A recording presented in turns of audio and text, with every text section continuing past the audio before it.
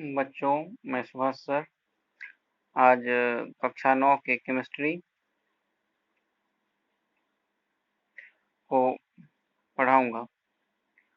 तो हम इसके पहले पाठ को देखते हैं। पहला पाठ का पहला प्रश्न है कि पदार्थ किसे कहते हैं। तो पदार्थ वे वस्तु में होती है जिसमें द्रव्यमान हो, जो स्थान घेरता हो, या जिसके अस्तित्व को हम या अनुभव या हम ज्ञानेंद्रियों द्वारा हम उसका पता लगा सकते हैं। जैसे कोई भी वस्तु, जैसे सूर्य हो गया, चंद्रमा हो गया, ये सभी वस्तुएं पदार्थ है। लोहा, तांबा, कुर्सी, मिट्टी, वायु, जल, हाइड्रोजन, ऑक्सीजन, ये सभी किसमें आएगी? तो पदार्थ में ये सभी वस्तु आ जाएंगी। उसके बाद है जो पदार्थ हम किस वस्तु को नहीं कहेंगे, तो वो चीजें जिसमें ना द्रव्यमान होता है और ना स्थान घेरती है, उसे हम पदार्थ नहीं बोलेंगे।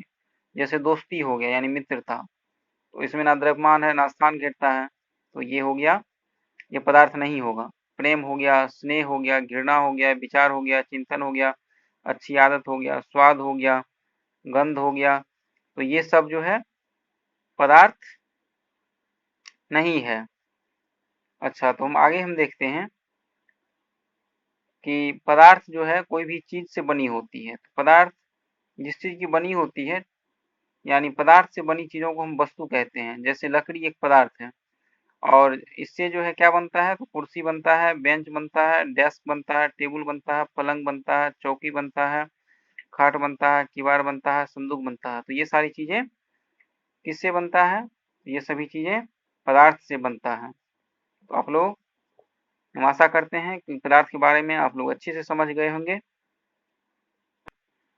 अच्छा, तो हम किसी भी वस्तु के बारे में, जैसे हमें जानने की काफी उत्सुकता होती है, तो हम उसके क्या करते हैं? तो उसके बारे में हमको जानना होता है, तो उसमें हमारे दिमाग में बहुत सारे प्रश्न आते रहते हैं। तो हम अपनी उत्सुकता को क्या करते हैं? प्रश्नों के उत्तर खोजने में लगाते हैं, अपने अनुमान से जांचते हैं, परखते हैं, फिर उस आधार पर हम जो है उसके अनुमान की पुष्टि करते हैं। तो हम कोई भी चीज को छू करके पता कर सकते हैं, हाथ से या फिर उंगली से दबा करके पता कर सकते हैं। तो हम कोई भी वस्तु को अनुभव के द्वारा भी पता करते हैं। इस प्रकार हम कोई भी वस्तु को आंख से भी हम देख सकते हैं, ज्ञानेंद्रियों द्वारा भी हम समझ सकते हैं, कोई कोई चीज को हम वैज्ञानिक प्रक्रिया से भी देखते हैं। तो इस प्रकार हम अपना जिस भी तरीके से होता है उसके बाद हम लोग अवलोकन करते हैं और आंकड़ा के आधार पर हम तथ्य को प्रकाशित करते हैं। अच्छा, तो आगे अब एक चीज यहाँ समझने वाली बात है कि एक दार्शनिक, प्राचीन दार्शनिक भारत के और यूनानी, इन्होंने भी बताया है कि पदार्थ का मूल जो है पंच तत्वों से है, यानी 5 तत्वों से मिलकर बना होता है। यहाँ पे एक पंक्ति दिया हुआ है, क्षिति जल पावक गगन समीरा पंच रचित ये अधम शरीरा, यानी ये शरीर भी 5 तत्वों से बना हुआ है, और जितनी भी वस्तुएं हैं दुनिया की, वे भी सभी 5 चीजों से बनी होती है, चाहे वो सजीव हो अथवा निर्जीव हो।